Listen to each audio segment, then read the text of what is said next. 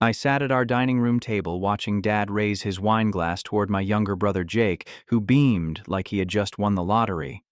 The graduation cap still sat crooked on Jake's head from the ceremony earlier that afternoon, and Mom kept dabbing at her eyes with a tissue. Dad cleared his throat dramatically, savoring the moment like he always did when he had an audience. "Congratulations, son. Here's your car." He tossed a set of Honda keys across the table, and Jake caught them with both hands, his grin stretching impossibly wide. Then Dad turned those cold gray eyes toward me, and the temperature in the room dropped 20 degrees. "Warren, rent's due. $1,000 by Sunday. You're an adult now." When I asked why Jake gets rewarded while I get billed, Dad's response shattered something inside me forever. "Because he's worth it." The words hit me like a sledgehammer to the chest. I felt my face burn with humiliation as Jake snickered behind his graduation cap, and Mom suddenly found her napkin fascinating enough to stare at for several long seconds. 25 years old, and this was the moment I finally understood that I would never be enough for this man who called himself my father. My mind raced backward through years of memories that suddenly made perfect sense. While Jake got the latest iPhone every Christmas, I worked construction sites during summer breaks just to afford a basic flip phone. When Jake needed new baseball cleats, Dad drove him to the sporting goods store that same day.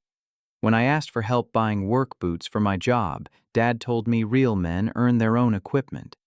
Jake's college fund sat fat and happy in a savings account while I scraped together community college tuition with loans that still haunted my credit score.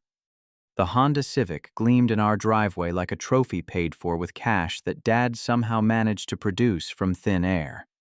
Meanwhile, my beat-up Ford pickup truck needed new brakes, and I had been eating peanut butter sandwiches for lunch all week to save money. $1,000 by Sunday would completely drain the pathetic savings account I had been building dollar by dollar, hoping someday to move out of this basement bedroom that felt more like a prison cell with each passing year. Jake held up the car keys, jangling them like a bell. "Thanks, Dad. This is incredible. I can't wait to drive to college in style." He shot a sideways glance at me, his voice dripping with fake sympathy. "Sorry about your rent situation, Warren. Maybe you should have graduated high school with better grades." I bit my tongue so hard I tasted copper. Jake had barely maintained a C average throughout his senior year, spending most of his time playing video games and hanging out with friends while I worked 50-hour weeks framing houses and pouring concrete. Dad nodded approvingly at Jake's comment, as if my younger brother had just delivered profound wisdom instead of a calculated insult. "Responsibility builds character. Warren," Dad said, cutting into his steak with surgical precision. "Jake earned this car through his achievement. You earn your keep through honest work. That's how the real world operates." Mom finally looked up from her napkin, her eyes red-rimmed but silent. She had perfected the art of disappearing during these family discussions, becoming invisible whenever Dad decided to remind me of my place in the household hierarchy. I caught her gaze for just a moment, searching for any sign of support or understanding, but she quickly looked away and reached for her water glass. The dining room felt suffocating.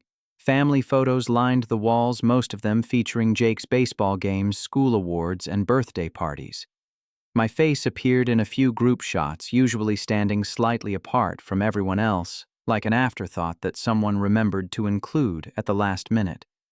The centerpiece candles cast dancing shadows across the table, making everything feel theatrical and unreal. Jake leaned back in his chair, completely comfortable in his role as the golden child. "I'm thinking about getting some custom rims for the Honda. What do you think, Dad?" "Absolutely. We'll go shopping next weekend," Dad replied without hesitation, as if spending hundreds more dollars on car accessories was as natural as breathing. My hands clenched into fists under the table. Every muscle in my body screamed at me to stand up, to finally say what I had been thinking for years, to demand an explanation for why Jake deserved everything while I deserved nothing. But I knew from experience that challenging Dad only made things worse. He had perfected the art of making me feel small, and any protest would result in a lecture about gratitude and respect that would last until midnight. Instead, I excused myself from the table, mumbling something about being tired from work. Jake called after me. "Don't forget about Sunday, Warren. Dad doesn't like it when people are late with their obligations." I trudged down the basement stairs to my bedroom, each step feeling heavier than the last. The concrete walls felt like they were closing in, and the single window near the ceiling offered just enough natural light to remind me that there was a whole world outside this house, where maybe people treated each other with basic human decency. My reflection stared back at me from the mirror above my dresser. Calloused hands, sun-weathered face-work boots, still caked with dried mud from the construction site. I looked exactly like what I was, a man who had been working since he was 16 years old and had nothing to show for it except a growing resentment that threatened to consume everything good left inside him. That night, I lay awake, staring at the ceiling, listening to Jake rev his new Honda engine in the driveway while Dad cheered him on from the front porch. The sound echoed through the basement walls like a victory celebration, and I realized that something fundamental had shifted inside me during dinner. The hurt had transformed into something harder and more dangerous: determination. Sunday was 3 days away. 3 days to figure out how to come up with $1,000, or 3 days to figure out how to escape this family that had never really wanted me in the first place. As Jake's engine roared again outside my window, I started to suspect that Sunday might be the day everything changed forever. But first I needed to understand exactly what I was dealing with, and that meant doing some investigating into the golden child's life that apparently deserved rewards while mine deserved bills. The next morning, Dad and Mom left early for some errands, and Jake decided to show off his new car to friends across town. The house fell silent except for the ticking of the grandfather clock in the hallway, giving me the first privacy I had experienced in weeks. Something about last night's dinner kept nagging at me, a feeling that there were pieces of this puzzle I wasn't seeing. I climbed the stairs to Jake's bedroom, my conscience wrestling with my curiosity. His door stood slightly ajar, revealing the chaos of a recent high school graduate who had never learned to clean up after himself. Clothes draped over every piece of furniture, energy drink cans clustered on his nightstand, and his desk buried under a mountain of video game cases and charging cables. But it was the manila envelope poking out from under his mattress that caught my attention. My hands trembled as I pulled out the contents. The letterhead made my blood run cold: State University Admissions Office. The words blurred together as I read, but the meaning became crystal clear. Jake had been accepted to State University with a full academic scholarship worth over $40,000 per year. The letter was dated 3 months ago. 3 months. Jake had known for 3 entire months that his college education would cost our family exactly $0, and he had said nothing.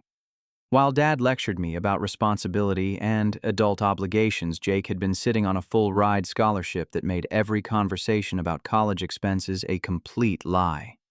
My legs felt weak, so I sat down on Jake's unmade bed and read the letter again, hoping I had misunderstood something. But there it was. In black and white, full tuition room and board, even a stipend for books and supplies. Jake's grade point average apparently impressed the admissions committee enough to offer him one of their most prestigious academic awards, which meant that every conversation about needing money for Jake's college had been pure fiction. I searched deeper under the mattress and found Jake's bank statements, which he had apparently been hiding from our parents. My stomach dropped as I scanned the numbers. Graduation gifts from relatives had been pouring in for weeks.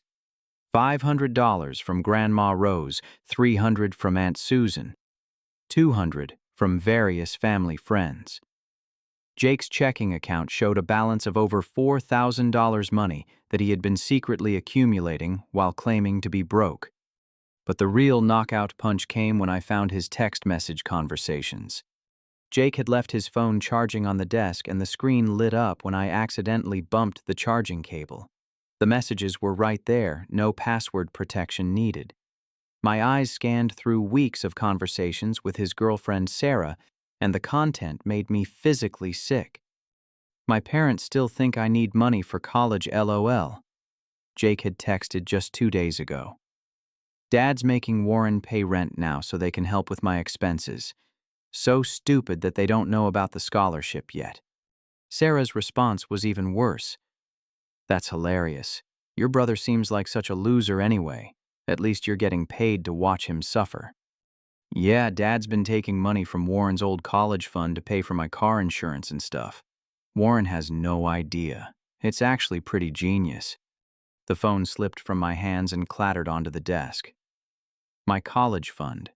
The money my grandparents had left specifically for my education. The money Dad claimed had been used for family emergencies years ago. Jake knew about it.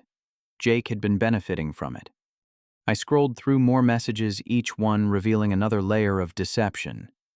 Jake bragged about getting cash from relatives while pretending to be financially struggling. He joked about Dad's favoritism and called me the family workhorse. Most devastating of all, he seemed to take genuine pleasure in my struggles, treating my hardships like entertainment. One conversation from last week made my hands shake with rage. Jake, Dad's gonna ask Warren for rent money soon. Should be fun to watch. Sarah, doesn't he barely make enough to survive? Jake, that's what makes it funny. He'll probably have to borrow money or work overtime. Either way, more money for my fun stuff. I photographed every message, every bank statement, every piece of evidence that proved what my family really thought about me. The scholarship letter got photographed from multiple angles. I wanted documentation of everything before Jake returned home and potentially hid the evidence better. But as I prepared to leave Jake's room, my phone buzzed with a text message that stopped me cold. The sender was listed as unknown number, but the message content made my blood turn to ice. Warren, this is your Uncle Pete. I've been trying to reach you for months. We need to talk about the money I've been sending for your college fund. Call me immediately. Something's not right. Uncle Pete, Mom's older brother who had moved to Denver years ago after some kind of falling out with our family.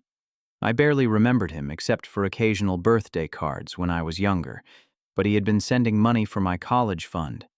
Money that Dad told me had never existed. I stepped outside onto the back deck to make the phone call, my hands shaking so badly I could barely dial the number. Uncle Pete answered on the second ring, and his voice sounded exactly like Mom's, but deeper and more serious. Warren, thank God you finally called me back. I've been worried sick.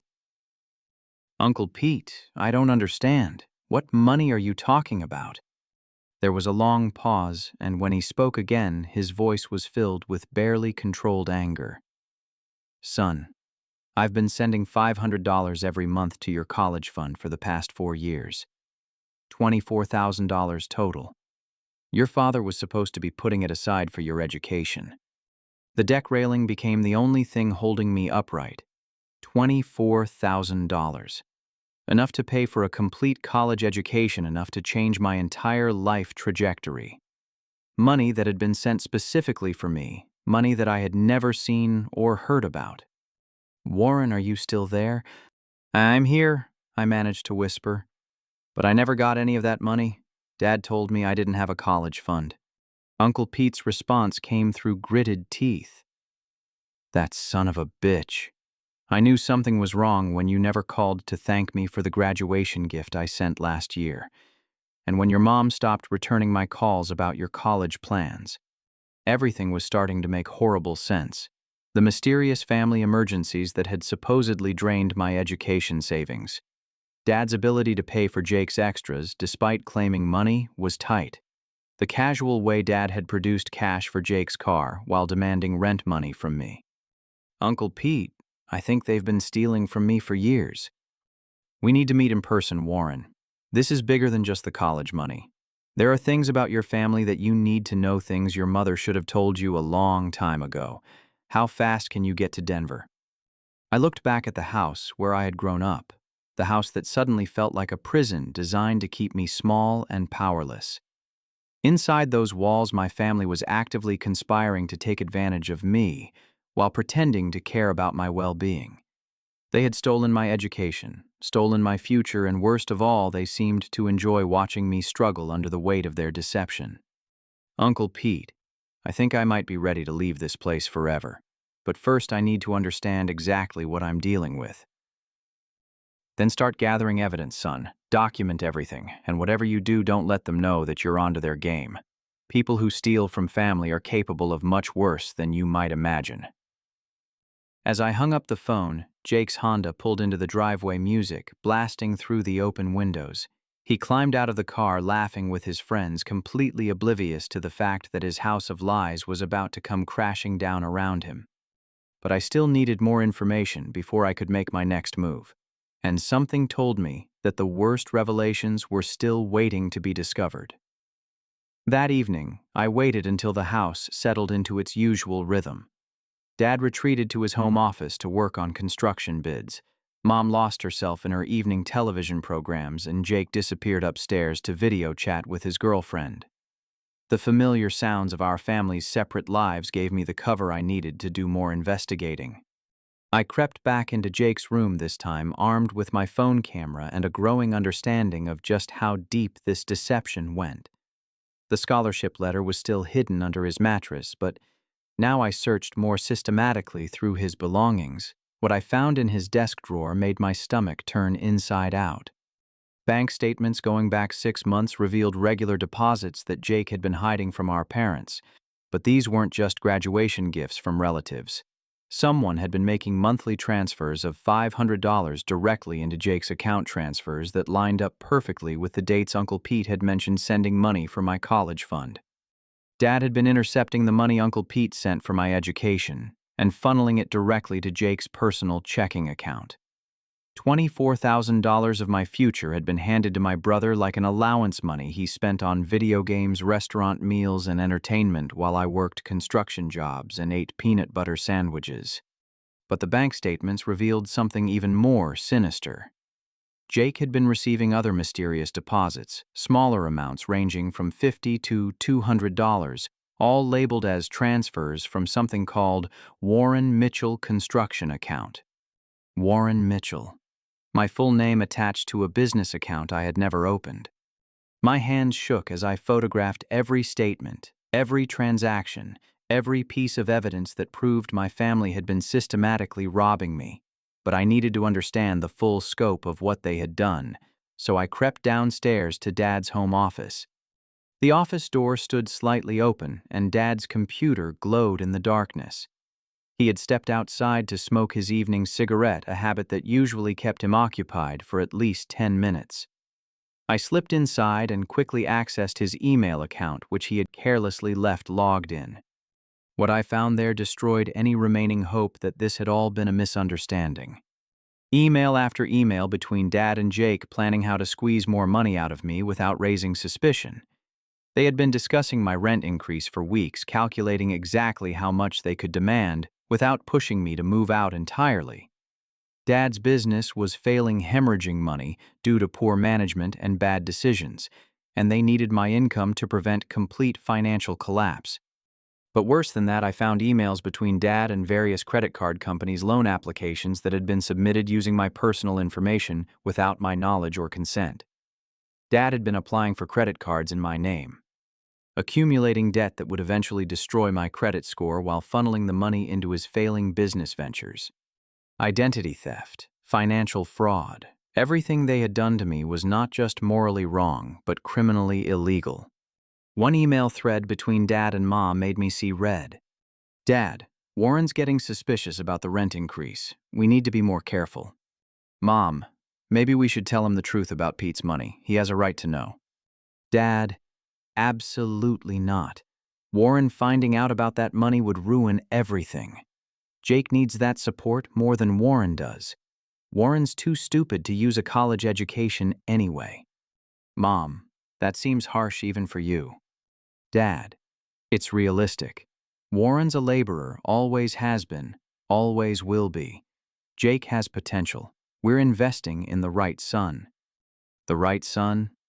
25 years of feeling like I didn't belong in this family, and now I finally understood why.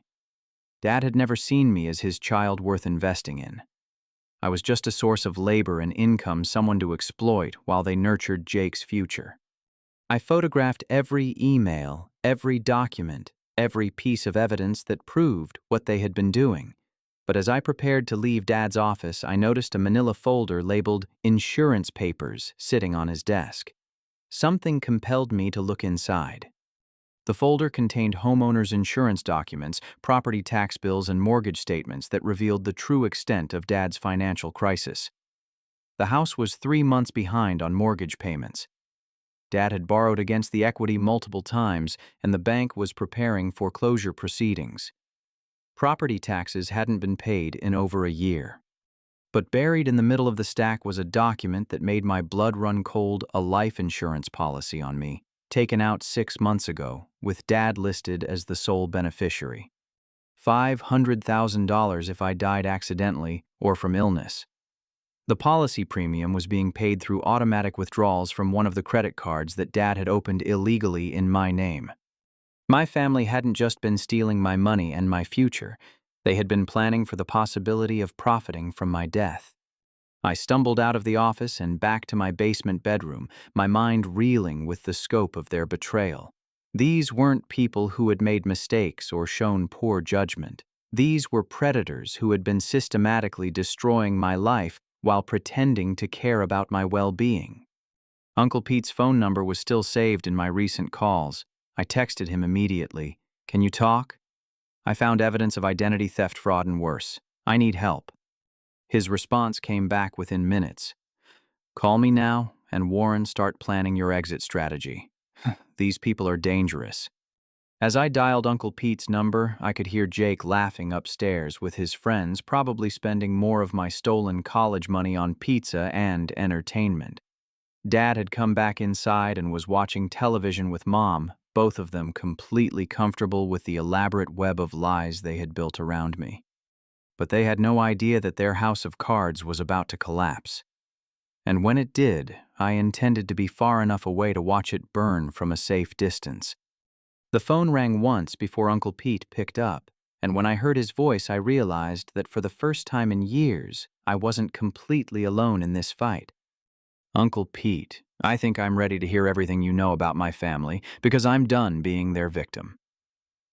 Uncle Pete's voice carried a weight of sadness and anger that I had never heard from any adult in my family.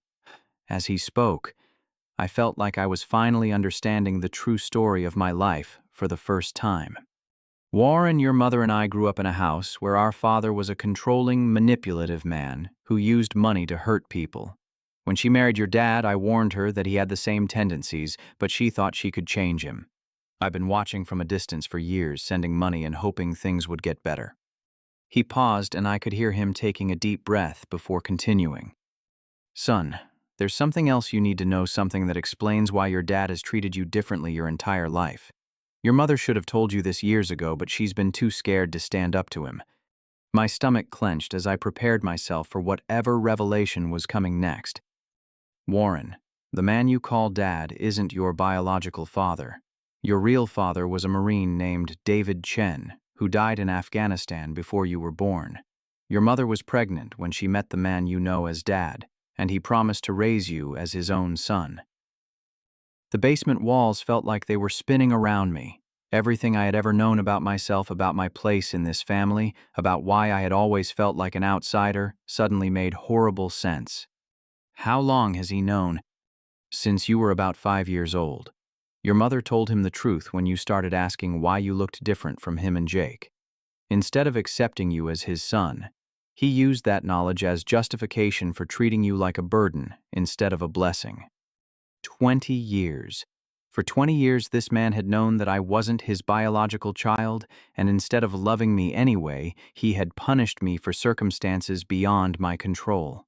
Every cruel comment, every moment of favoritism, every time he had chosen Jake over me, it all stemmed from his inability to accept a child who didn't share his DNA. Uncle Pete, what kind of man promises to raise someone else's child and then spends decades making that child pay for existing? A sick man, Warren, a man who never should have been trusted with anyone's well-being. And that's why I'm offering you something different. Uncle Pete explained that he owned a successful construction company in Denver, specializing in commercial projects and high-end residential work. He had been following my career from a distance, staying in touch with some of my former coworkers and supervisors who had moved to Colorado. Everyone spoke highly of my skills, my work ethic, and my reliability. "I can offer you a job starting at $25 per hour with full health benefits, paid vacation, and opportunities for advancement. I also have a small apartment above my garage that you can use rent-free until you get established. All I ask is that you bring your tools and your integrity." $25 per hour, more than I had ever made in my life, working for someone who actually wanted me to succeed instead of someone who profited from keeping me down. The offer felt too good to be real, but Uncle Pete's voice carried the weight of genuine sincerity. "There's one more thing, Warren. I've been documenting every payment I sent for your college fund. If you decide to pursue legal action against your dad for theft and fraud, I have all the evidence you'll need to prove what he's done. That money belongs to you, and you have every right to fight for it." As we talked, I began to see a clear path forward. I could gather the evidence I had already collected, add Uncle Pete's documentation, and present everything to the authorities. Dad's identity theft alone was enough to send him to prison, and the systematic theft of my education fund would be easily provable with Uncle Pete's bank records. But first I needed to give my mother one last chance to do the right thing. The next morning I waited until Dad left for a job site and Jake drove off in his Honda to meet friends. Mom sat at the kitchen table with her coffee and newspaper, looking older and more tired than I remembered. The woman who had once been young and hopeful enough to believe that a man would love her child as his own, now looked defeated by decades of watching that man slowly destroy what she had hoped to build. "Mom, we need to talk." She looked up from her newspaper, and something in my expression must have warned her that this wasn't going to be a casual conversation. Her coffee cup trembled slightly in her hands as she set it down. I spread the printed emails, bank statements, and photographs across the kitchen table like a prosecutor presenting evidence to a jury. Mom's face went pale as she recognized what she was looking at. "Warren, where did you get these?" "Does it matter? What matters is that I know the truth now. About the money Uncle Pete sent. About Dad using my identity for credit cards. About them planning to squeeze rent money out of me to save Dad's failing business. All of it." Mom's hands covered her face, and her shoulders began to shake with silent sobs. For a moment I felt sorry for her, this woman who had been trapped in an abusive situation for so many years that she had forgotten how to fight back. But my sympathy evaporated when I remembered that she had watched Dad destroy my life for decades without ever intervening. "How long have you known about Uncle Pete's money?" "Since the beginning," she whispered through her fingers. "Pete told me every time he sent a payment. I thought your dad was putting it aside for you. But you knew he wasn't." She nodded, still not meeting my eyes. "I suspected for a long time. But whenever I asked about it, your dad would get so angry. He said Pete's money was compensation for all the expense of raising you, since your real father couldn't provide support. And Jake's scholarship. Did you know about that too?" Mom's silence was answer enough. "So, you watched Dad demand rent money from me while knowing that Jake's college is completely paid for. You sat at that dinner table and said nothing while Dad told me I wasn't worth investing in. You've been part of this conspiracy to rob me of any chance at a decent future." Finally, she looked up at me, her eyes red and desperate. "Warren, you have to understand. Your father controls everything in this house. The bank accounts, the bills, the decisions about money. I tried to protect you when you were younger, but he made it clear that questioning him would only make things worse for everyone. Worse for everyone or worse for you?" The question hung in the air between us like a challenge. Mom had spent so many years being afraid of Dad's anger that she had forgotten her responsibility to protect her own child. She had chosen her own comfort over my well-being, and now she was being forced to face the consequences of that choice. "I'm leaving, Mom. I have a job offer in Denver and I'm taking it. But before I go, I want to give you one chance to do the right thing." I pulled out my phone and started a voice recording, holding it where she could see it clearly. Tell me the truth about everything. About Uncle Pete's money, about Dad's financial crimes, about Jake's scholarship, about why Dad has treated me like garbage my entire life. Tell the truth, and maybe we can have some kind of relationship in the future. Keep lying to protect him, and you'll never see or hear from me again. Mom stared at the recording phone for a long time, understanding that this was the moment when she had to choose between the man who had been controlling her life and the son she had failed to protect for so many years.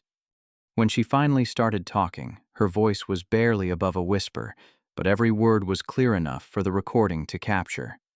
And what she told me shattered the last remaining pieces of the family I thought I had once belonged to. Mom's confession started slowly, like water seeping through a cracking dam. But once she began speaking, 25 years of suppressed truth came pouring out in a flood that left both of us emotionally devastated. Your father, your real father, was the kindest man I ever met. She began, her voice growing stronger as she continued. David Chen was stationed at Fort Carson when I met him. He was half Chinese, half Italian, and he had this gentle way of making everyone around him feel important and valued. When I found out I was pregnant, he was so excited about becoming a father. She pulled a small photo from her wallet, a picture I had never seen before. A young man in military uniform smiled back at me, and for the first time in my life, I understood where my dark hair and angular features had come from. I looked exactly like him. David was killed by a roadside bomb 3 weeks before you were born. He never got to hold you, or hear your first words, or teach you how to throw a baseball. But he loved you completely before he ever met you, and he would have been so proud of the man you've become. The photo trembled in my hands as I studied my real father's face. This man had wanted me. He had been excited about my existence, had died serving his country while looking forward to a future that would never happen. Why didn't you tell me about him? I was scared and pregnant and alone. When I met Robert, he seemed stable and successful. He promised to love you like his own son, and I believed him because I needed to believe him. I thought I was giving you a father figure who would protect and provide for you. Mom wiped her eyes with a tissue, but the tears kept coming. Robert found out the truth when you were 5 years old. You came home from kindergarten asking why some kids at school said you looked different from him and Jake. I thought honesty was the best policy, so I told him about David. That's when everything changed. She described how Dad's demeanor toward me shifted overnight from distant but tolerant to openly resentful and cruel. He began treating me like an unwelcome guest who had overstayed their welcome, making it clear that I was a burden he endured, rather than a child he cherished. He said raising another man's child was charity work, and charity should come with compensation. That's when he started intercepting the money Pete sent for your education. He said David's family owed him for the expense of keeping you fed and housed. The logic was so twisted and selfish that it took my breath away. Dad had volunteered to raise me, promised to love me as his own son, and then spent decades punishing me for not being his biological child while stealing the money that was meant to secure my future. What about Jake's scholarship? How long have you known about that? Mom's shoulders sagged under the weight of another shameful secret. Jake told us about it the day he received the letter. Robert made him promise to keep it secret because he said the family needed to believe Jake required financial support. That's when they started planning to increase your rent and extract more money from your paychecks. So, the dinner where Dad demanded $1,000 that was all theater. Robert had been planning that moment for weeks. He wanted to maximize the emotional impact to make you feel obligated to pay without questioning whether the money was actually needed.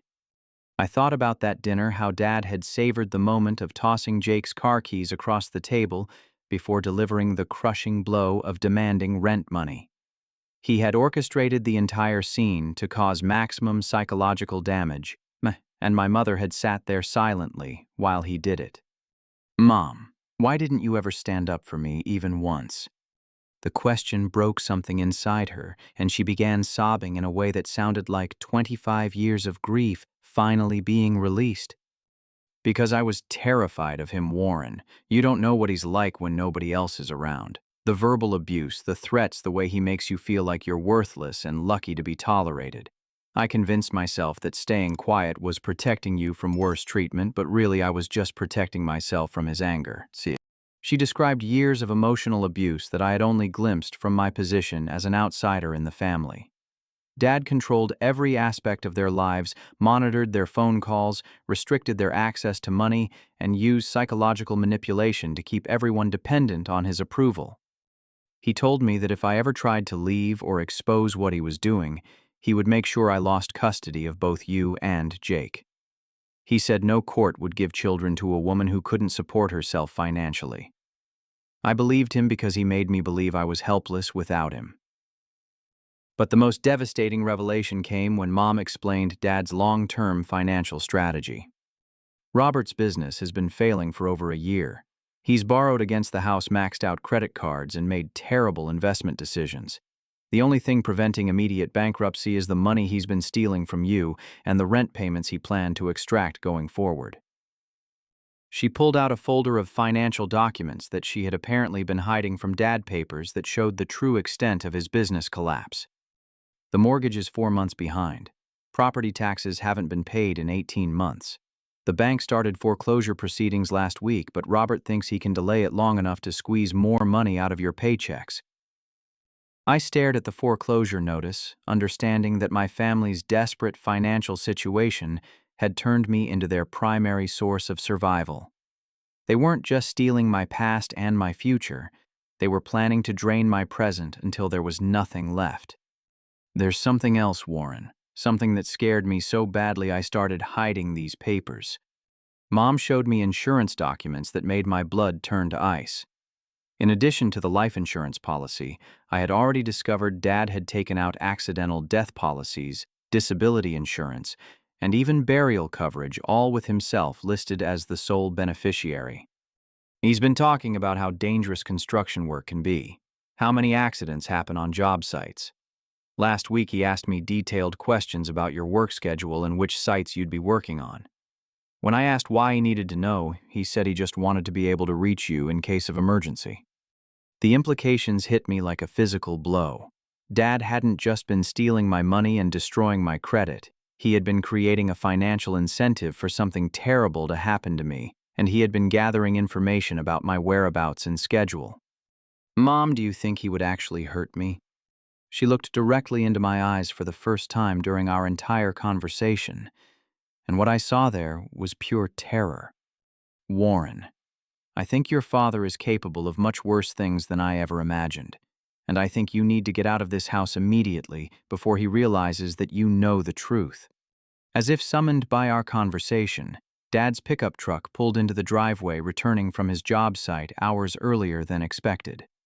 Mom quickly gathered all the documents and shoved them back into her folder, her hands shaking with panic. He can't know that I told you any of this. He'll kill me if he finds out.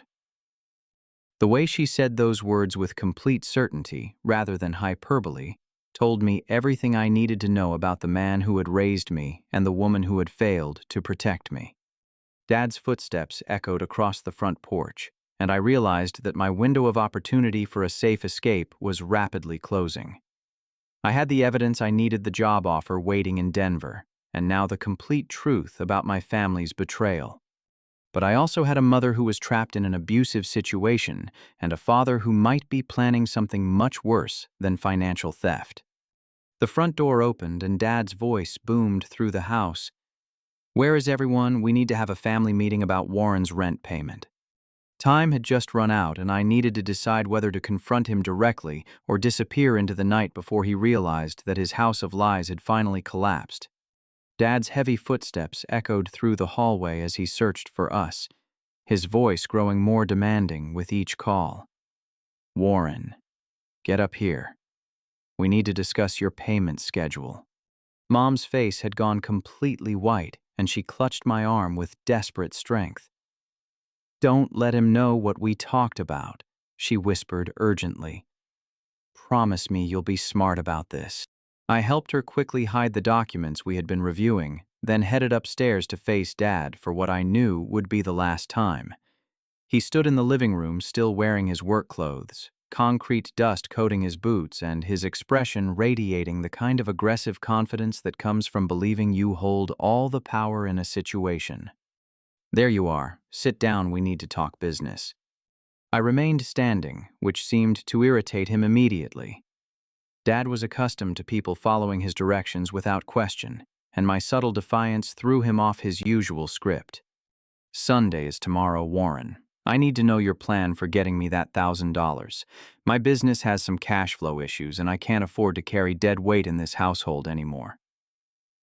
The casual cruelty of calling me dead weight while knowing he had been stealing my college fund for years was almost impressive in its shamelessness.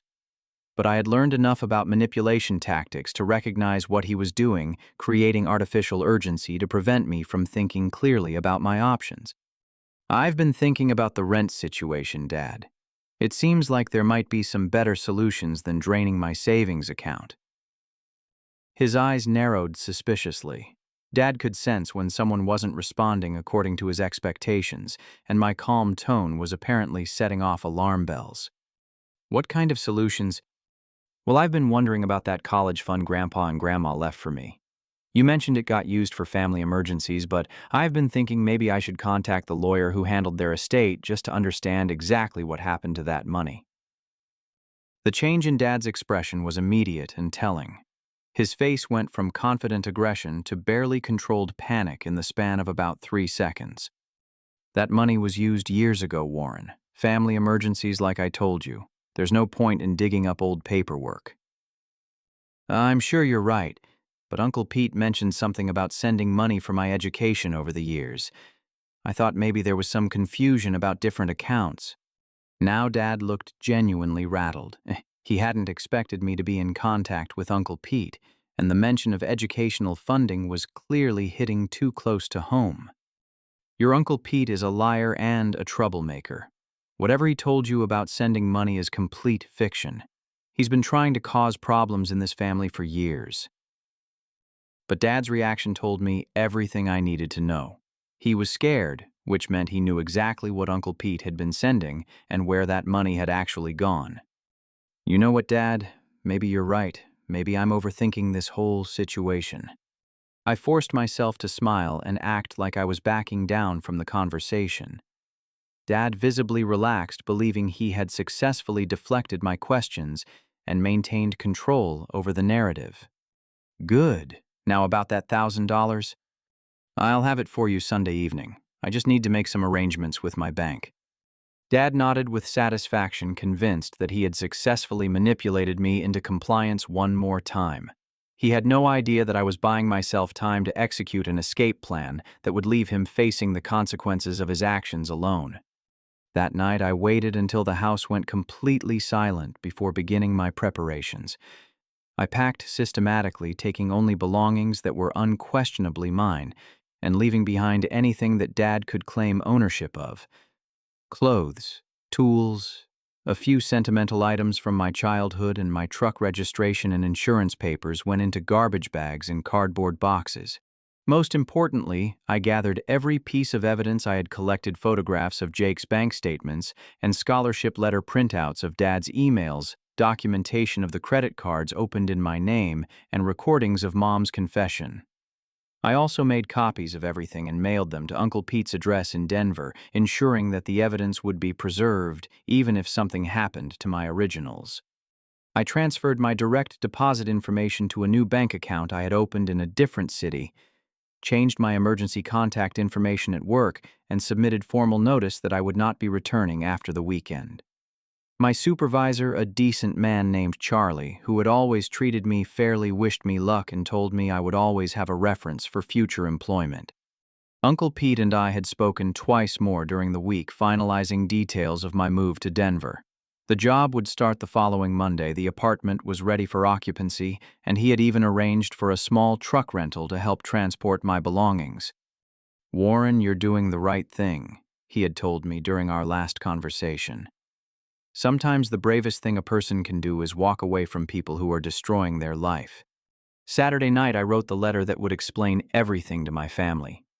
I wanted them to understand exactly why I was leaving and exactly what I knew about their deception. But more than that, I wanted to leave behind a record of their crimes that couldn't be denied or explained away. The letter was 3 pages long and contained specific details about every piece of evidence I had discovered. I documented the theft of Uncle Pete's college fund contributions, the identity theft for credit card applications, Jake's hidden scholarship, and the insurance policies that Dad had taken out on my life. I also included copies of bank statements, emails, and photographs that proved every accusation. At the end of the letter, I made my intentions clear. I am leaving this house and this family permanently. Do not attempt to contact me, follow me, or interfere with my new life in any way. The evidence of your criminal activities has been turned over to appropriate authorities, and any attempt to retaliate against me will result in immediate prosecution to the full extent of the law. Mom, you had 25 years to choose between protecting me and protecting yourself. You chose yourself every time, and now you'll have to live with the consequences of that choice. Jake, your scholarship is public record, so you might want to start planning for how you'll explain your lies to the rest of the family. And Dad, your business is failing. Your house is being foreclosed on and your crimes are documented. The $1,000 you wanted from me wouldn't have saved you anyway, but now you'll never get another cent of my labor to fund your failures. I hope you all find the peace and happiness that you denied me for my entire life. I signed the letter Warren Chen, using my real father's surname for the first time in my life. Sunday morning arrived gray and cold, with fog rolling across the neighborhood like a curtain being drawn across the stage of my old life. Dad and Mom had left early for Jake's final graduation celebration at the country club, and Jake had gone with them to enjoy being the center of attention one last time. I loaded my truck with everything I owned, which fit easily into the bed and back seat. 25 years of life reduced to a few boxes and garbage bags, but somehow I felt lighter than I had in years. I placed the letter on the kitchen counter, weighted down with the spare house key that I would no longer need. Then I took one last walk through the house where I had grown up, saying goodbye to a life that had never really belonged to me anyway. The basement bedroom where I had spent countless nights listening to Jake being celebrated upstairs looked smaller and more depressing than ever. The dining room table where Dad had delivered his crushing pronouncement about my worth felt like a monument to cruelty. The living room where family photos displayed Jake's achievements while barely acknowledging my existence seemed like a museum of favoritism and neglect. As I walked out the front door for the final time, I felt something I hadn't experienced in years. Hope. For the first time in my adult life, I was making a choice based on what I wanted, rather than what other people demanded from me. My phone started ringing as I pulled out of the driveway, but I didn't recognize the number, so I let it go to voicemail. By the time I reached the highway leading toward Denver, my phone was buzzing constantly with calls and text messages from numbers I didn't recognize. I pulled into a rest stop about 50 miles from home and listened to the voicemails. Dad's voice was frantic and desperate. "Warren, call me immediately. There's been a misunderstanding. We need to talk." Jake's girlfriend, Sarah, had apparently called him in a panic. "Warren, Jake says you left some kind of letter. He wants to know if you're coming back for dinner." But the most telling message came from Mom. "Warren, honey, please call me. Your father found your letter and he's making phone calls to people. I'm scared about what he might do. Please just let me know you're safe." I turned off my phone and threw it in the glove compartment. Whatever chaos I had left behind in my family's house was no longer my problem to solve. I had given them 25 years of my life, and they had used every single one of those years to hurt me. The Rocky Mountains appeared on the horizon as I drove west toward Denver, toward Uncle Pete, toward a job that would value my skills, toward a life where I wouldn't have to apologize for existing. Behind me, the phone in my glove compartment continued buzzing with desperate calls from people who had finally realized that their victim had escaped. But I was no longer listening to their demands, their threats, or their manipulation. For the first time in my life, I was free to choose my own path, and that path led away from them forever. 3 months later, I stood on the rooftop of a commercial building in downtown Denver, installing solar panels while the Colorado sun warmed my face, and the Rocky Mountains stretched across the horizon like a promise of endless possibilities. My hands, still calloused from years of construction work, guided the equipment with practiced precision, but everything else about my life had transformed completely. Uncle Pete's construction company specialized in green energy installations, and my experience with electrical work had made me valuable in ways that my previous employers had never recognized. At $28 per hour with full benefits and profit-sharing opportunities, I was earning more money than I had ever imagined possible. But more importantly, I was working for people who respected my contributions and invested in my professional development. The apartment above Uncle Pete's garage had become a sanctuary where I could think clearly for the first time in years. No one demanded rent money, criticized my choices, or made me feel guilty for taking up space in the world. Uncle Pete treated me like family in the truest sense, with genuine care, honest communication, and unwavering support for my goals and dreams. My phone, which I had eventually turned back on after reaching Denver, still occasionally buzzed with messages from my former family.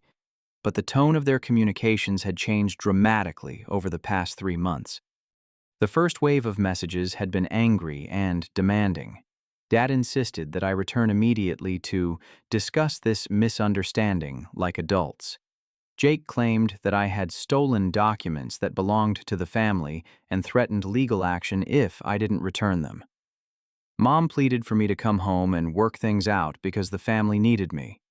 But as the weeks passed and the consequences of their actions became undeniable, their messages grew increasingly desperate.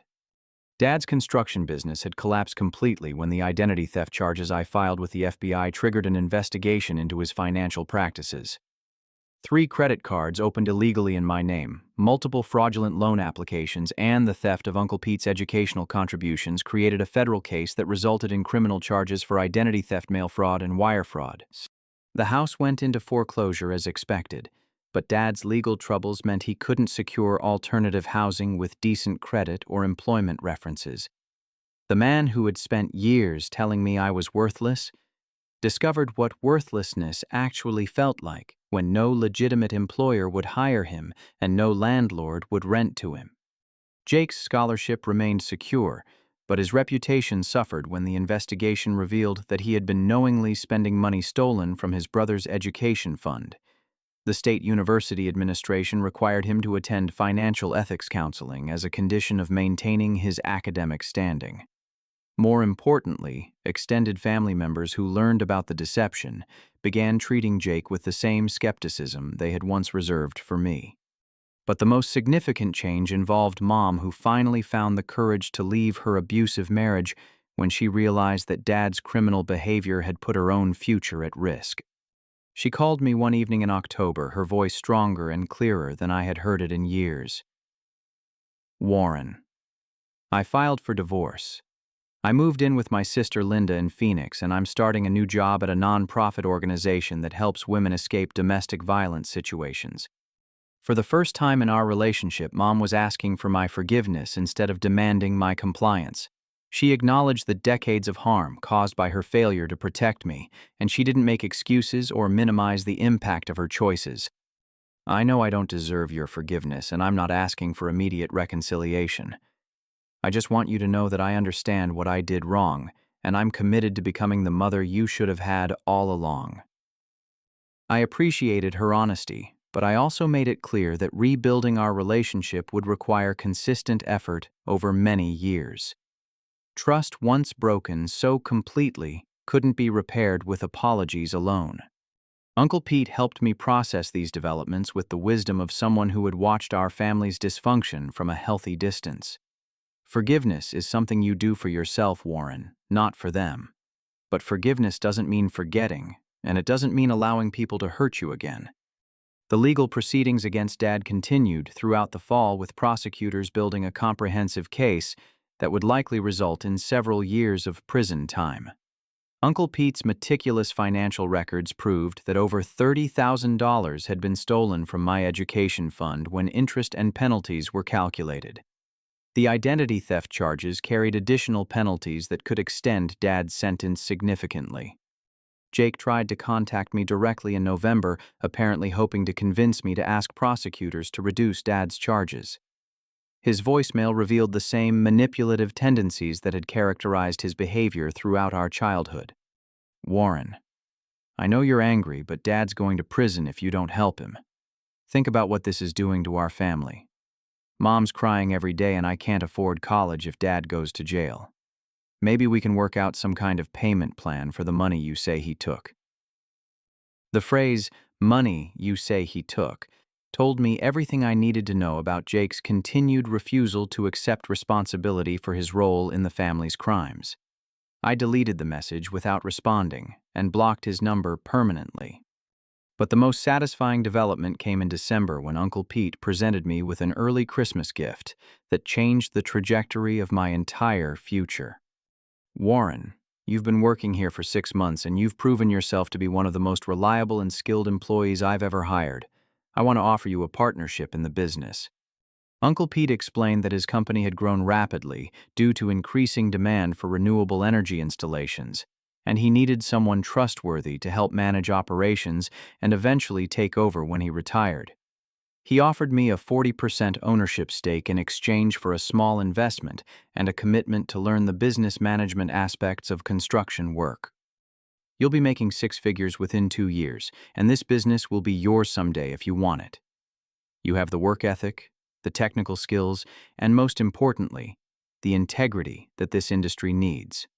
As I signed the partnership agreement, I thought about the man who had called me worthless and predicted that I would never amount to anything significant. Dad's cruel assessment of my potential had been completely wrong, but his cruelty had also motivated me to prove that I deserved better treatment than he was willing to provide.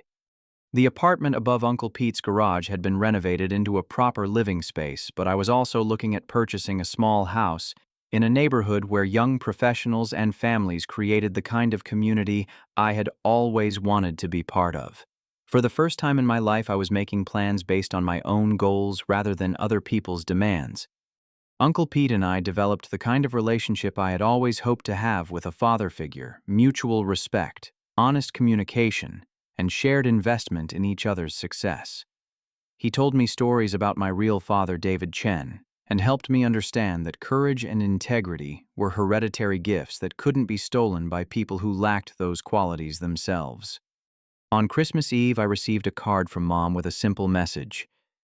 I'm proud of the man you've become, and I'm sorry it took losing you for me to find the strength to save myself. Love, Mom. I sent her a card in return, wishing her well in her new life, and letting her know that the door remained open for gradual rebuilding of our relationship if she continued making healthy choices. Dad and Jake, however, would remain permanently blocked from my life. Some people change when they face consequences for their actions, but others simply become more resentful and dangerous. Dad's letters from jail revealed that he still blamed me for his downfall rather than accepting responsibility for his criminal behavior. As I watched the sunrise paint the Rocky Mountains in shades of gold and pink on New Year's morning, I reflected on the lessons I had learned during the most difficult and transformative year of my life.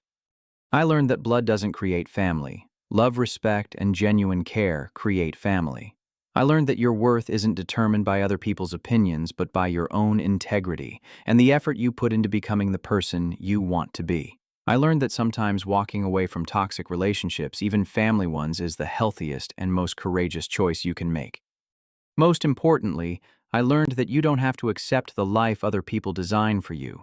You have the power to choose who gets to remain in your story, and you have the responsibility to yourself to remove people who consistently harm your well-being. The construction company Uncle Pete and I built together became more than just a business. It became a place where hard work was rewarded. Integrity was valued, and people were treated with the dignity they deserved. Every employee knew that their contributions mattered, and every project was completed with the kind of pride that comes from working for people who genuinely care about quality and fairness. 2 years later, when a young man named Marcus joined our crew after aging out of the foster care system, I made sure he received the support and encouragement that I had never gotten from my own family. Watching Marcus develop confidence and skills while building his own future reminded me that the best way to heal from past hurt is to ensure that other people don't have to experience the same pain. The letter I left on my family's kitchen counter had been my declaration of independence, but the life I built in Denver became my proof that independence was worth fighting for. Every sunrise over the mountains reminded me that I had chosen freedom over familiarity, dignity over desperation, and hope over hate. And for the first time in my life, I understood what it felt like to truly belong somewhere surrounded by people who valued me for who I was, rather than what I could provide for them. Have you ever had to make the difficult decision to walk away from family members who were hurting you? How did you find the strength to choose your own well-being over their expectations? I'd love to hear your thoughts in the comments below, and if this story resonated with you, please hit that like button and subscribe for more real-life stories about finding courage in difficult situations. Don't forget to share this video with anyone who might need to hear that they deserve better treatment from the people in their lives. Thank you for listening to my story, and I hope it helps you remember that you always have the power to choose a better future for yourself, no matter how trapped you might feel today.